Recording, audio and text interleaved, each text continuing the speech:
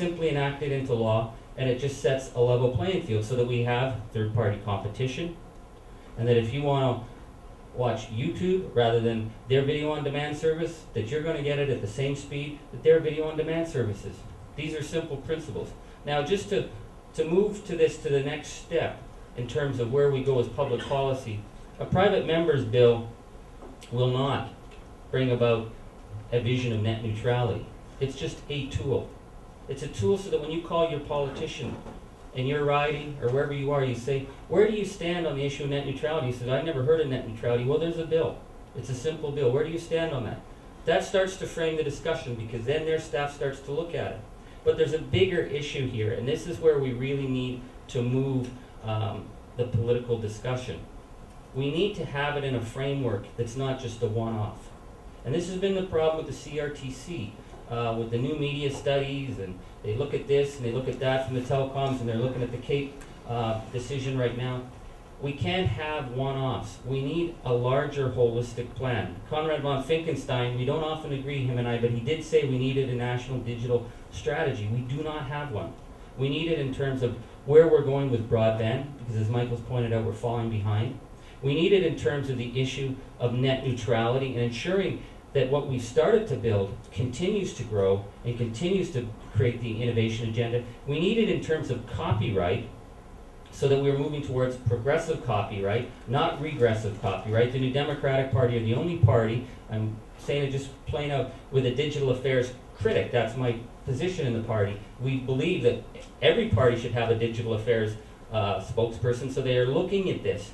The issue of copyright is tied into access, because you have to find a way to monetize the incredible works that are being put on the internet by artists. They have a right to get paid, end of story. But you have a right to access as well.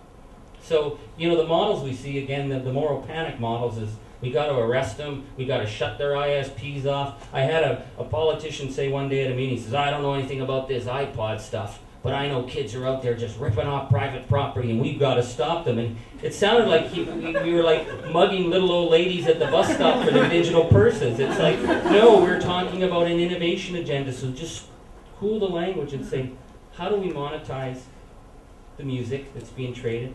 How do we get people, if they want to watch their TV show on BitTorrent, how do we make sure that the people who created it get paid? How do we give you access? This is part of a much larger vision that needs to happen, and Canada is falling behind because there's a lack of political will.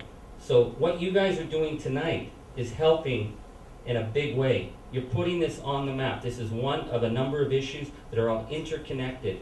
And as politicians learn not to be afraid of these issues, we can then sit down and look at them, and then we can actually start to debate them. And at the end of the day, well, we'll probably come out with a hybrid. You know, they say that a camel was a racehorse that was designed by a committee. And that'll probably be what we end up with, but it'll be better than what we have now. So I encourage you to keep going, to keep the issues coming forward, and to keep the pressure on us. So thank you very much.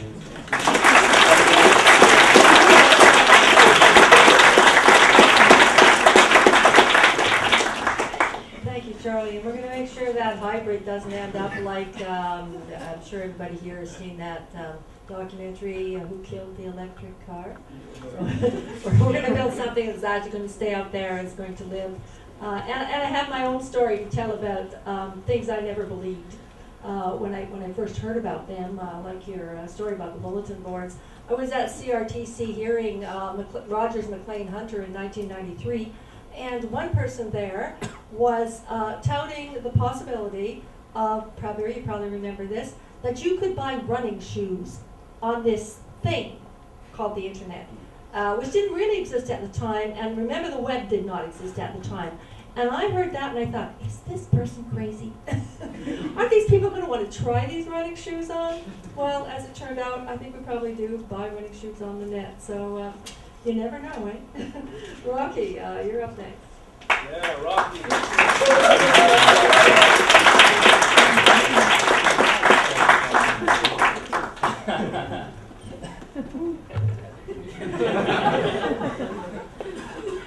Being as we're all doing confessions, I remember sitting in '92, first year university, and enjoying downloading in a binary format my pictures of Cindy Crawford. That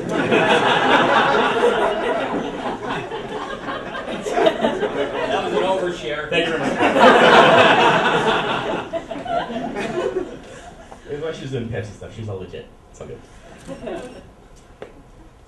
To kind of back up and look at some of the details that were given by the two other panelists, one thing that should be shared, I guess, should be one aspect that was discussed over in Toronto.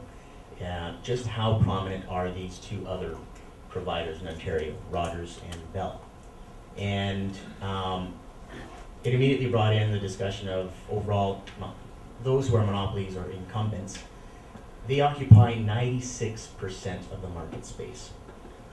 So when you consider the, we'll do questions in it. When you consider the overall impact that has, the word choice really has to be challenged. Because at the end of the day, if you're going to say those words, it actually has to be in a functional way. And right now, I don't think that is the case. The other thing, when we discuss the crossover between broadcast and telecom, there's a very serious something there. Went and had a little bit of a search online and looked at, I Googled it, little plug for you, Jacob. The word. I work at commission, keep going. I looked at media ownership and found this little website that I thought was, they say it's up to date, so I apologize if I'm off by a little here.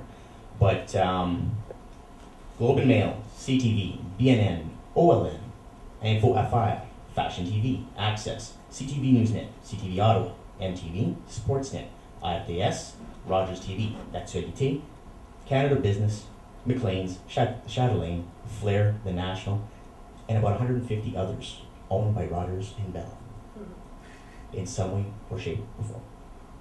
They are very much in our face, and they very much impact what we think and do every day.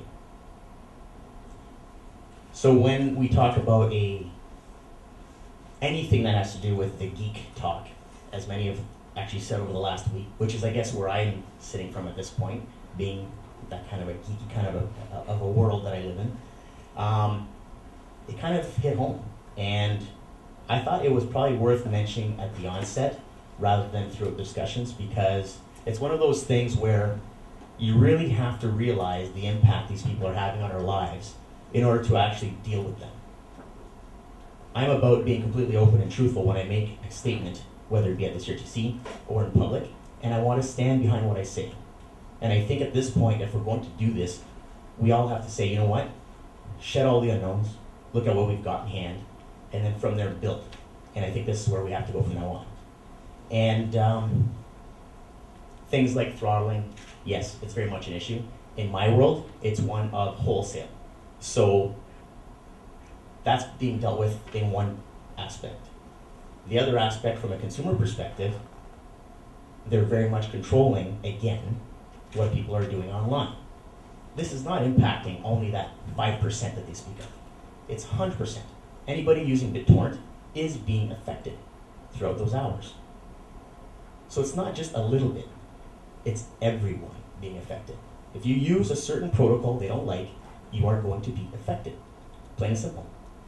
So, where do we go next? We have to set some foundation so that everybody agrees and moves forward together. I'll leave it at that for now.